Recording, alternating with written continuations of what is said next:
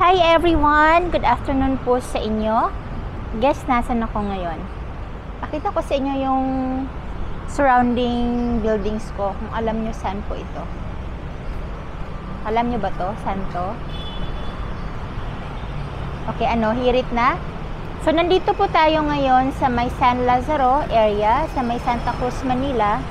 At ang purpose po natin, bakit tayo nandito, ay gusto ko pong ipakita sa inyo yung mga condominiums na malapit po dito. Kasi hahawak na po ako ng mga university condos, meaning yung mga condominium na malapit or walking distance sa mga universities around the university belt areas. So, itong mga condo kasi na ito is very, ideal to students na nag-aaral malapit sa malapit lang dito kasi may university dito malapit yung University of Santo Tomas and Far Eastern University among others. No, pwede lang magsakay ng tricycle papunta po doon. Okay. So actually guys, pakita ko muna sa inyo yung area para makita nyo. Okay. Guys, yan yung building ng Avida San Lazaro. Okay, dyan ako nakatira guys dati. Many years ago dyan ako nakatira. Mura lang itong property na ito kasi ilang years na itong building na ito At ang advantage niyan guys, of course, katabi mo yung Winford Resort and Casino. May hotel dyan, pwedeng mag-casino. But for students, kasi students yung ating target market dito, hindi siya hindi pa yata afford ng mga estudyante na mag-casino. So dito yung mga students guys pupunta sa SM kasi SM to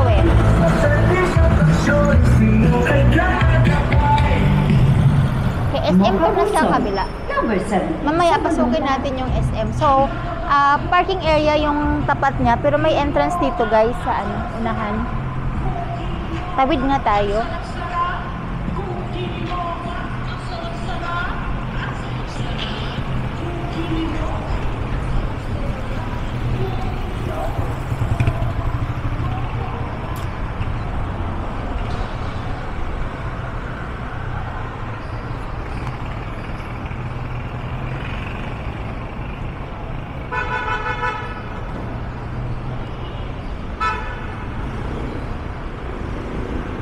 Okay guys, yan yung SM guys. Okay, papasok tayo dyan mamaya. SM na yan.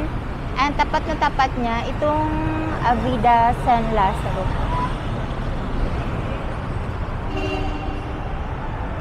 Yan, lakad tayo papunta dun Kita nyo ba yung likod ko? Pakita ko sa inyo. Nakakamiss tong lugar na to. Dito ko tumira dati Anong taon ba yung tumira ako dito? 2019 siguro. Okay.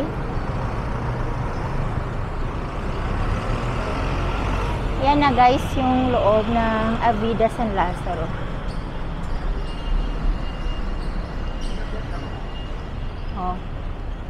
Before, nung dito ako nakatira guys, tulad din ako ni sir. Tumatakbo din ako dito para mag-exercise. Yan, dito lang ako nag-jogging. May parking dito sa labas, may parking din sa loob. And then, may nagbabasketball dyan, no? Okay. Puntahan natin yung park later. Ikot muna tayo para mapakita ko sa inyo. So, dati, nung dito ako nakatira, I was renting before, dito sa tower na to. Tower 5 ako nakatira. Dito. Dito sa Tower 5 ako nakatira before and I was renting 15,000 pesos per month dati dito. Yan. Yan yung lobby ng Tower 5. Oh, may bazaar na pala dito. Okay.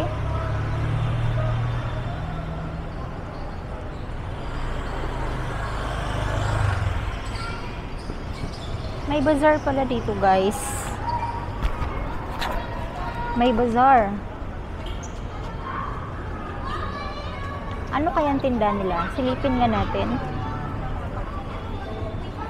Oh, ulam. Okay.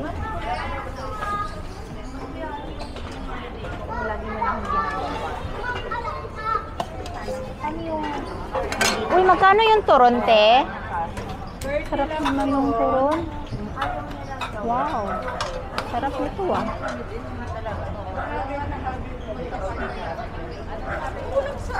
Uy, ano kaya to? Ito yung ating Sikana building, guys. Ito yung... Ano ang pangalan nito ha? Tingnan ko nga mamaya anong pangalan nito. Meron ditong the coffee bean and tea leaf. Yan, coffee bean. Ikot ko to ha, para makita nyo anong view.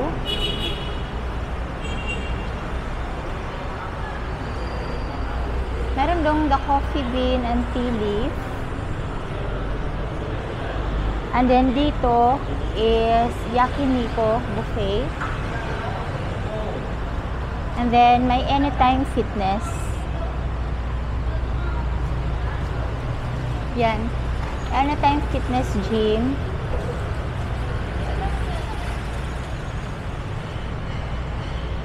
Hala, parang nawala yung ano. Ang alam ko dito Lawson to eh. Nawala na yung Lawson. Ah, ayun para. Ayun para yung Lawson. Yung Lawson na yan. So, ang pangalan pala nito guys ay Celadon Park. Ayala na ano to ha? Ayala na property to. Yan, Celadon Park.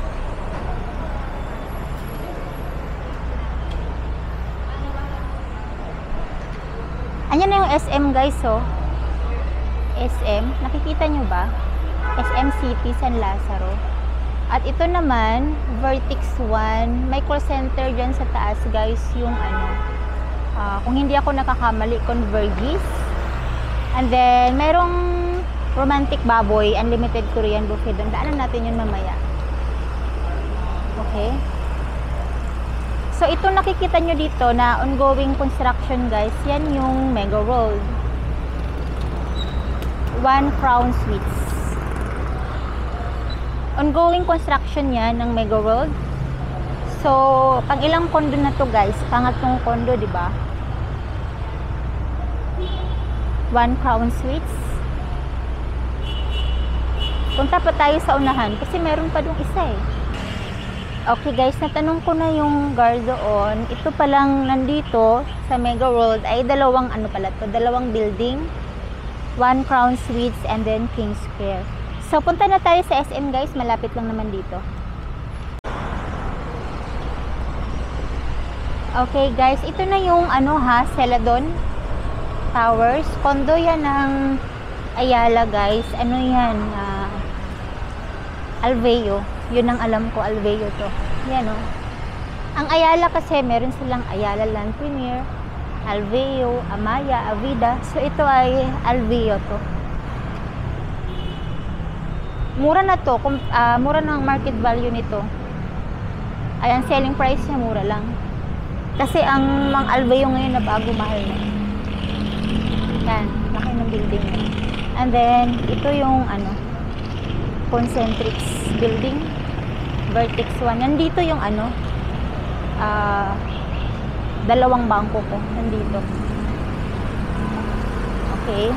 And then, pakita ko sa inyo yung SM ha, sandali ha. O, meron tayo ditong Romantic Baboy. Ako guys, madalang lang akong mag-samgyup. Madalang na madalang. Pero may kilala ako na lagi nang samgyup. And then yan yung SM City San Lazaro. And then may eskwelahan doon, no? Cecilio Apostol Elementary School. Ewan ko lang kung klaro sa video. And then yung kanina na venue natin guys, ano, nandyan no, yung Avida San Lazaro. Yung aso ko naman, yung kanyang veterinary, ay nandito lang yung kanyang veterinary o sa SM, may Pet Express dyan. Dyan din kami bumibili ng dog supplies.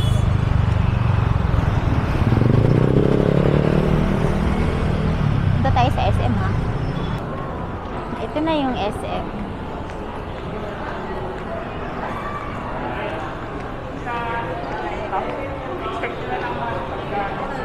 Nasa SM na tayo guys, SM City San Lazaro. Itong SM na to guys ay walking distance lang din sa bahay ko.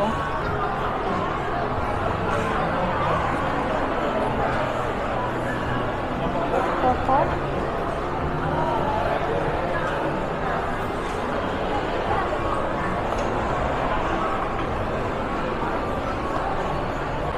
Okay, guys, yan na muna yung vlog natin na napakita ko na sa inyo yung ilang building ba yun. Bilangin nga natin. Avida San Lazaro, Celadon Towers, Celadon Park, yung subdivision ng Ayala, King Square, which is a pre-selling condo, and then yung Crown Suites. So, mayroon pala ditong 5 condo. So, lahat po ng mga towers na yun guys, malapit yun sa University of Santo Tomas, Far Eastern University, and iba pang schools, pwedeng i-tricycle. O kung may motor, pwede din i-motor. Malapit lang po siya. So, see you in my next vlog guys. Sa off ko na to, sa mall na ako.